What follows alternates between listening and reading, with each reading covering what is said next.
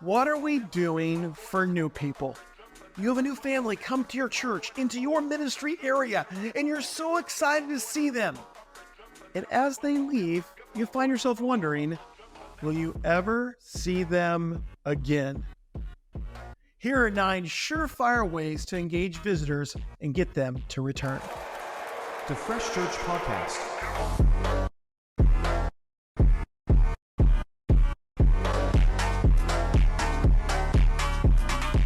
Hey everyone, welcome to the Fresh Church Podcast. Today I want to discuss what are we doing for new people?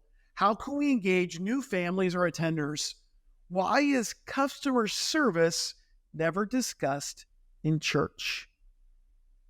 My family and I pulled into a church. It was our first time there. We drove around until we found a place to park. No one greeted us at the door. The lobby was huge, but had very few signs. It was fairly easy to figure out that the big double doors were going to lead us into the auditorium. I had to ask for a program for a bulletin because a lady who was there was talking to somebody else. We had to go find our seats, and no one even said good morning to us. Well, except for that one guy in the parking lot who said, "Have a great time," whatever that's supposed to mean. There was a pause after the worship where we were instructed to hug somebody next to us. That's awkward, right? I said hi to the person in front of me and behind. I didn't give anybody a hug, though. That wasn't going to happen. Service ended. We got up and we left. No one engaged with us at all. No one said goodbye, hello, see you next week, anything. We were just a number. There was no relationship, no customer service, no desire to return. The week before, my family and I pulled into the parking lot. It took a bit to find a spot because the lot was full, but eventually we grabbed a place. A nice lady opened the door for us, welcomed us inside. She asked if we'd been there before and if we knew where we were going. She pointed us to the stairs that would lead us to the best seats to enjoy our experience. My wife asked where the bathroom was, and another lady escorted her there to make sure she found it okay. I realized I'd forgotten something and had to run back to the car. When I got back in, the lady remembered me. And even though there were hundreds of people there, she joked with me about the rain and welcomed me back inside. I heard her around the lobby, and I was greeted yet again. The doors had been shut as the music had already started. They opened the doors to make sure it was clear and asked if I knew where my seat was. I did, and they followed me down the aisle to make sure I arrived okay with the rest of my family. When everything was over, we left. 3 different people thanked us for coming and invited us to come back again. I went and got the car due to the rain as my wife chatted with a lady in the lobby, and all of a sudden they were discussing events and things that were coming up and how we could get more involved. We left and we said, we wanted to come back again. The difference. The first was a large church. You should have done better greeting people because new people come to that church all the time. The second one was a local theater that we watched a musical in. Both were putting on a production or a show where it was all about the experience in the auditorium. Both were staffed by volunteers. Both only had one shot to make a great first impression. One did, one didn't. One cost money, the other asked for an offering, but otherwise was free. So why did I want to go back to the place that charged me? Not because the show was any better, not because of anything spiritual. It was because I felt welcomed. Does your church have an inviting experience for your guests every week? Today, I want to walk you through what it means to have a welcoming experience for your guests. Whether you're in kids ministry, student ministry, small group ministry, big church ministry, no matter whether your church is big or small, are you ready to welcome a guest? I saw a meme once that said, only in America do we have people greeting you at the entrance of a store, welcoming you and thanking you for coming, and have absolutely no customer service inside.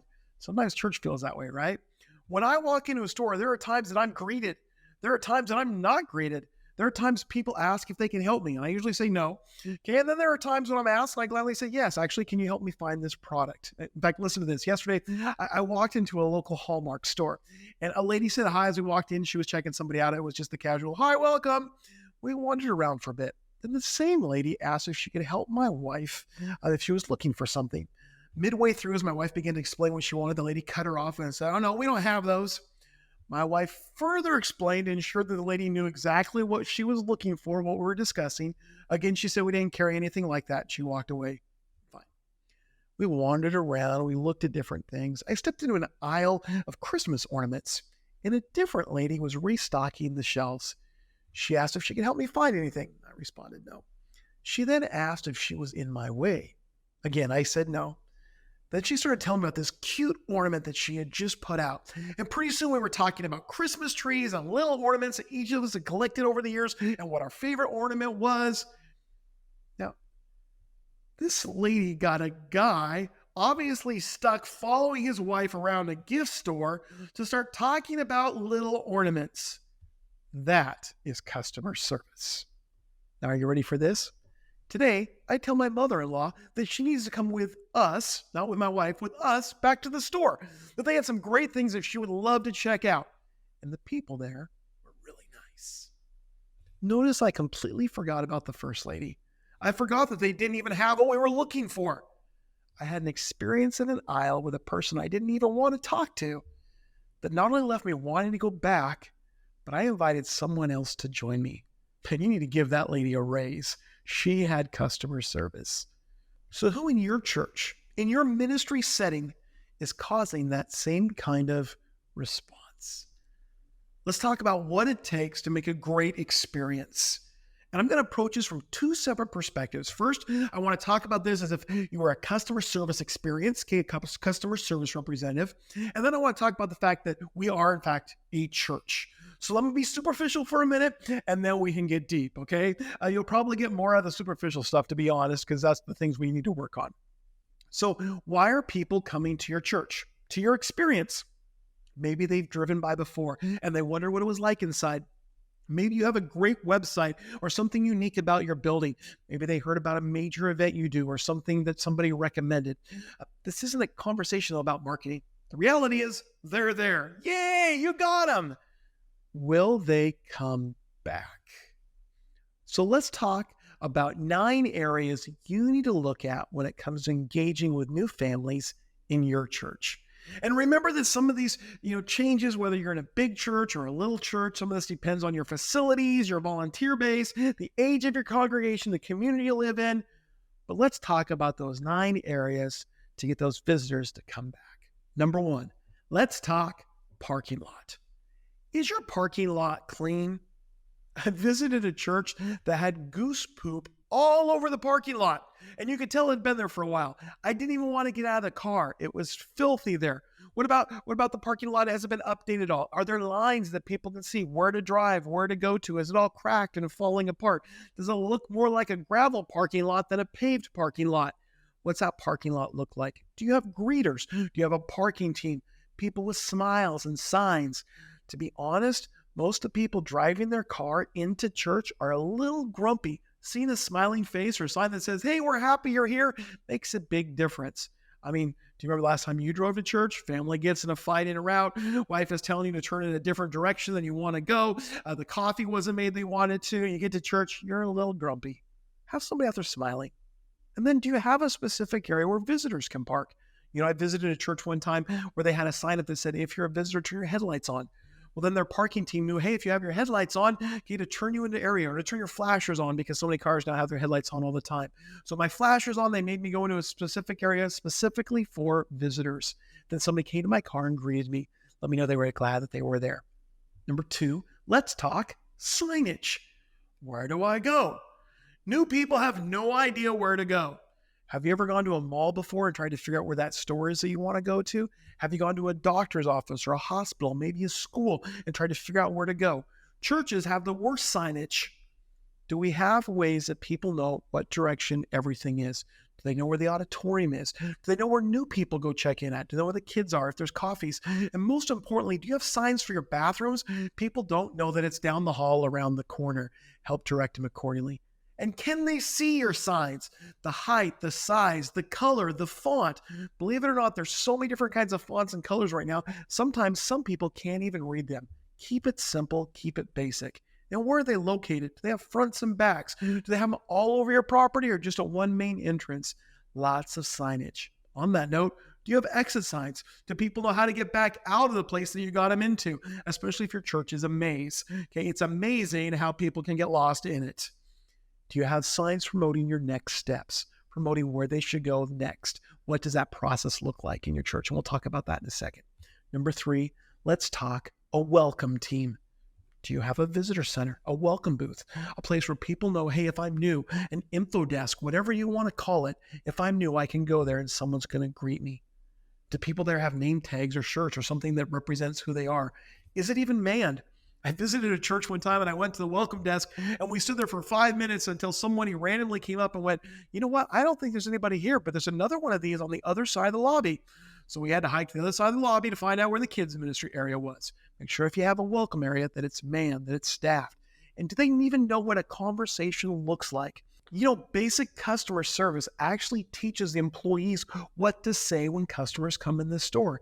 Do your volunteers know what to say? Have you given them bullet points to be able to engage that new conversation? And let me just encourage you with this, pastors.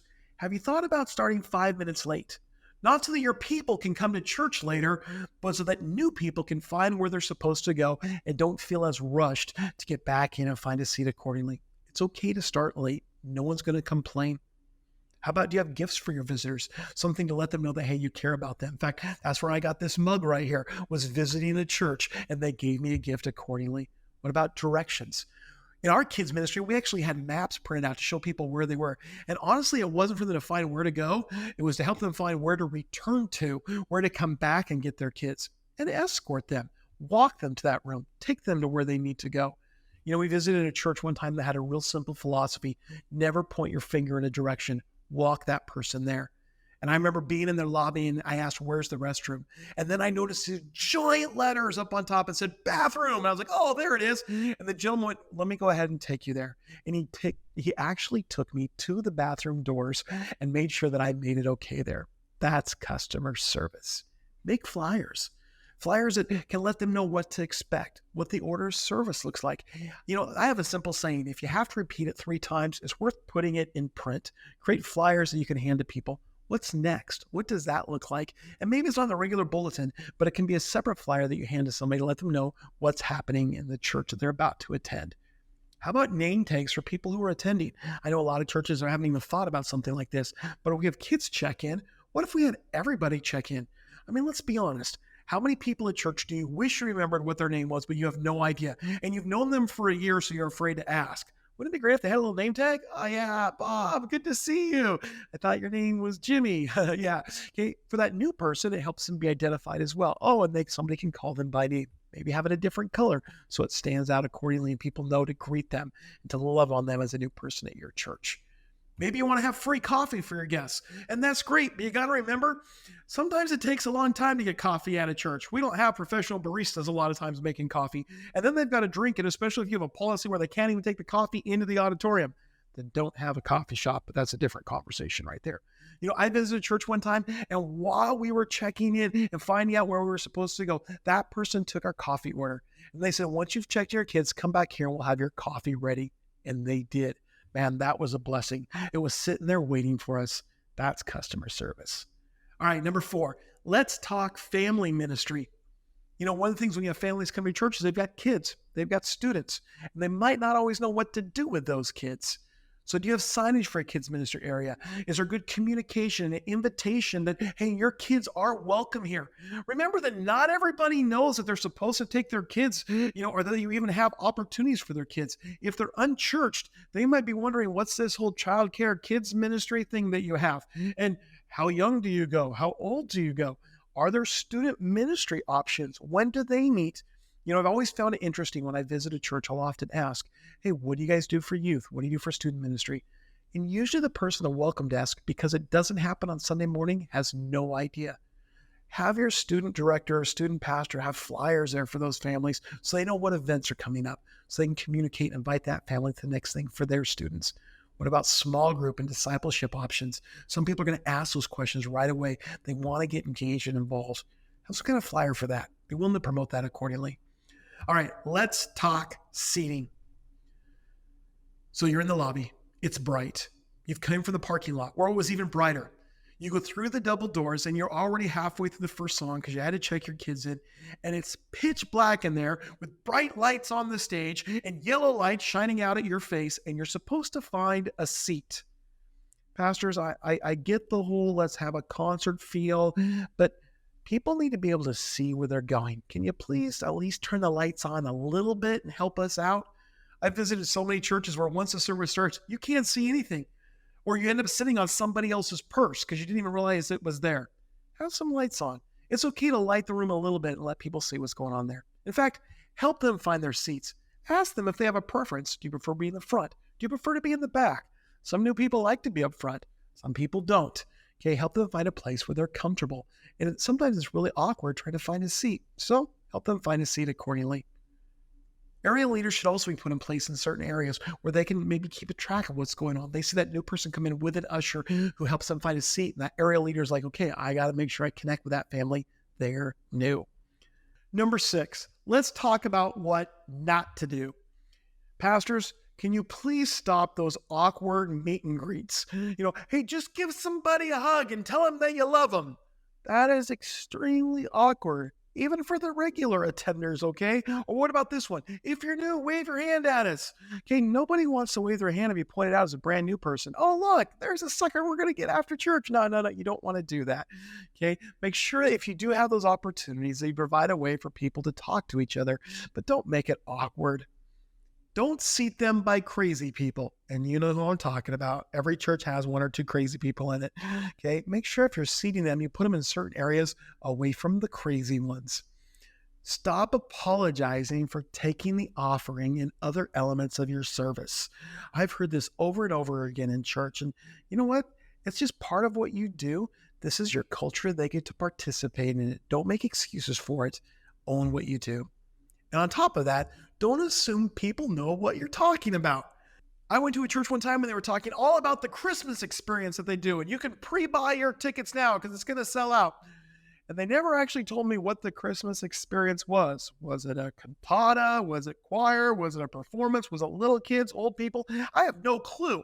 But everybody evidently comes to it, so I need to get my tickets ahead of time. Remember, there are people in that church who've never been there before. And if you want them to come back, you need to let them know what's going on. All right, number 7, let's talk about what to do.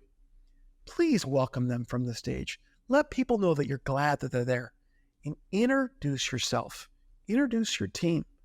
It's amazing to me how often lead pastors never introduce themselves. You can do that as simply as just having the title up on the screen underneath your face. Okay, put it up there so people know who you are. I've attended churches before. When I got done, I didn't know if the person speaking was a lead pastor or a different pastor. I didn't know their name. I'd have to look up their website during church to figure out who this person was. Help people out, especially if you're the lead pastor. People want to be able to come up and call you by name. They want to be able to identify with you. Provide conversation starters. I've seen this in a couple churches and I love it. Where during a meet and greet time, or maybe that time at the beginning, there'll be a question up on the screen or 2 questions up on the screen. Questions that you can ask somebody without being awkward. The awkward, hi, nice to meet you. Thanks for coming. I don't know what else to say. What if it's something like this? Hey, what's your favorite song? What's your favorite television show? What are you doing this weekend? Where's your favorite place to go when you have a day off? All of a sudden you have a conversation starter that it doesn't matter if the person beside you has gone to that church forever or they just got there for the first time. You can engage and learn something new about them. Remember that people are new doing your services. So put slides up. Don't assume that they know what's going on. Put up slides about kids ministry, about student ministry, about things that are happening. Verbally, it's great, but sometimes just seeing it up there makes a major difference. In fact, it's okay when you're talking about one announcement to show other slides during it. We can process multiple things, okay? We'll be able to make it through, okay? Give extra information to those new people that are there. All right, and finally, let's look at providing next steps. Maybe that's a meet and greet after church where they can connect with somebody. Maybe that's a welcome class, the first step class, how to get to know our church. Maybe that's a new person class or a new salvation class. What is the next step for somebody after they've come to your church? If it's based on the announcements, my next step is to go to some kind of an event and maybe a membership class. But if I'm brand new, that's probably not where I want to start. So share with them what that next step looks like. That could be in a flyer, that could be on a slide, that can be verbally from the front. That can be from that person in the group that realizes, oh, you're new, and shares with them what it looks like to continue to be part of this church. All right, number 8, let's talk about exiting. Church is over. Everybody's making a mad dash for the car, including your volunteers. They want to get to the restaurant first for some reason. It's always amazing to me that as soon as it's an amen or God bless you or see you next week, people run for it. But that's the prime time to talk to those new people that are at your church. So encourage people to connect with others. Hey, before you leave, ask somebody this question and throw it back up on the screen. I encourage our members and the people in leadership that if you find somebody who's new, if they've only come a couple times to your church, invite them to lunch. And if you're busy this week, say, hey, if you come back next week, find me and I'll buy lunch for you, or I'll buy you a coffee. Let's connect. Let's get to know each other. Have greeters as people are leaving, thanking them for coming. Ask if they have any questions. Did they get their gift from the Welcome Center? Sometimes they came in late and they didn't get it. Give them opportunities to meet the pastor. And in fact, I want to take it a step further. Give them opportunities to meet the worship leader. We got to hear that person sing for 20 minutes. Sometimes it's nice to see them. Very seldom do I see worship leaders in the lobby. They're quickly trying to tear down the stage or get things ready for the next service, just like the lead pastor is doing. But if the lead pastor can go say hi to people, so can that worship leader. So can people up on stage. Sometimes having a drummer in the meet and greet makes a big difference because that teenager connected with the drummer. Have people out there that they saw on stage that are real life people. All right, then let's talk about that parking lot team. As people are leaving, I honestly believe I've seen people lose their salvation in the parking lot of the church. All of a sudden, that person who was like, hallelujah, God bless Jesus, in the parking lot is using Jesus in a whole lot of different contexts. Okay, there's all kinds of words coming out of their mouth that we don't even want to talk about in this podcast. Do you have people organizing the exit like you organize them coming in? People who are waving goodbye, we'll see you next week. People who are greeting out in the actual parking lot itself. Traffic control. It does wonders. All right, are you ready? Number 9, let's talk about follow-up. And text them, thanking them for coming. You've got their information. Text them or send them an email. Write a personal note and send it to them. Now, don't be awkward like we did in the 80s and go put a sign on their door at their house. Nobody wants to know you know where they live. Okay, but just send them a note to say, hey, it was great meeting you. It was great connecting with you. Or, hey, I didn't get a chance to meet you. I'd love to connect with you next week. Okay, and let them know that you care. Let me also encourage you with this.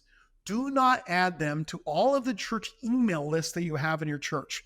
I visited a church one time, and the next week, I was on their prayer chain email. I know all the dirt on everybody in their church and every physical need that is possible in that church and their last names of all those people. And I only attended one time. Now, it's okay to follow up once a month or for big events and let them know that, hey, you'd love to have them come back to your church, but don't spam their email box. All right. So what if that person came into your specific ministry area? Maybe you're not overseeing the lobby or the big church. You're in kids or you're in students or small groups. You know what? It's still the same. The principles are the same. Have people there to greet them at the beginning and at the end.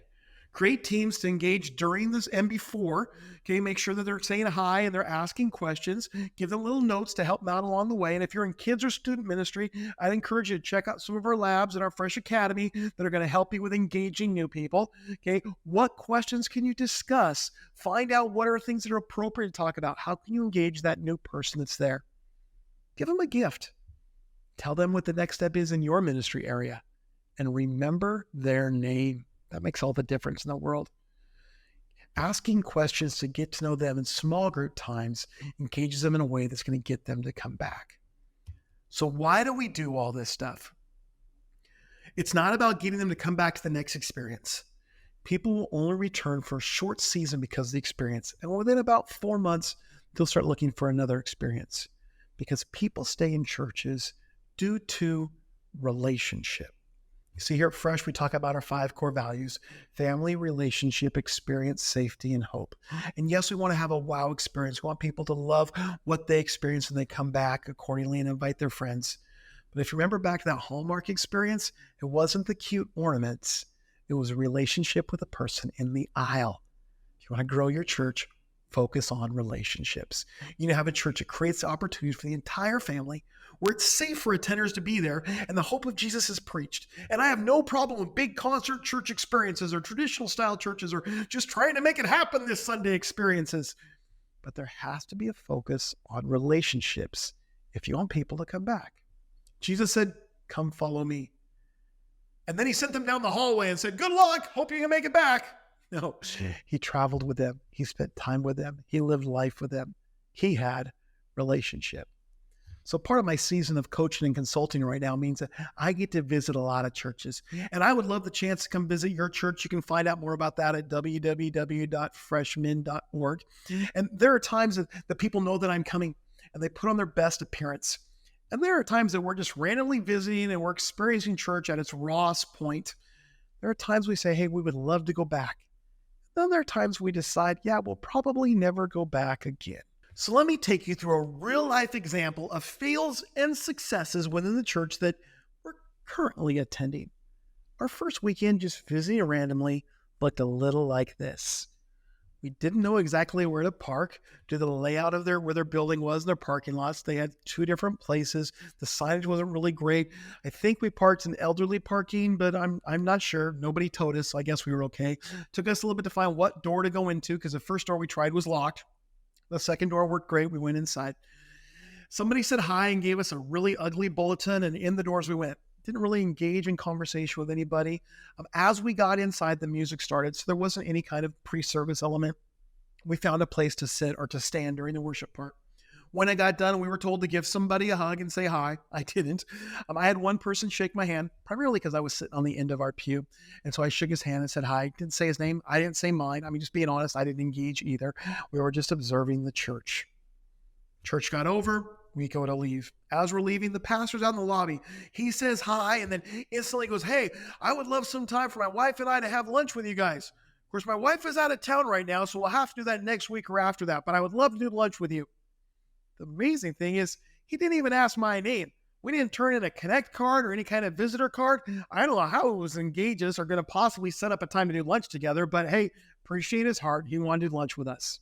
Okay, so I forgot to mention that actually at one point as we were getting ready to leave, a young mother came up and greeted my daughter by name. She remembered her attending an event about a year before with the youth group. They chatted for a second. She let her know that she was glad that she was there, and then she left.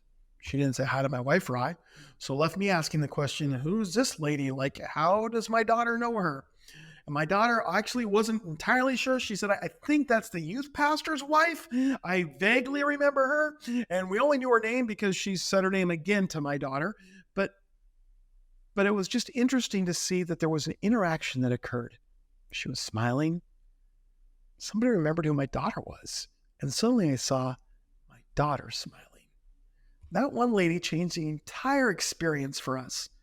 Nothing makes a parent happier than seeing a leader engage your teen in a positive way at church.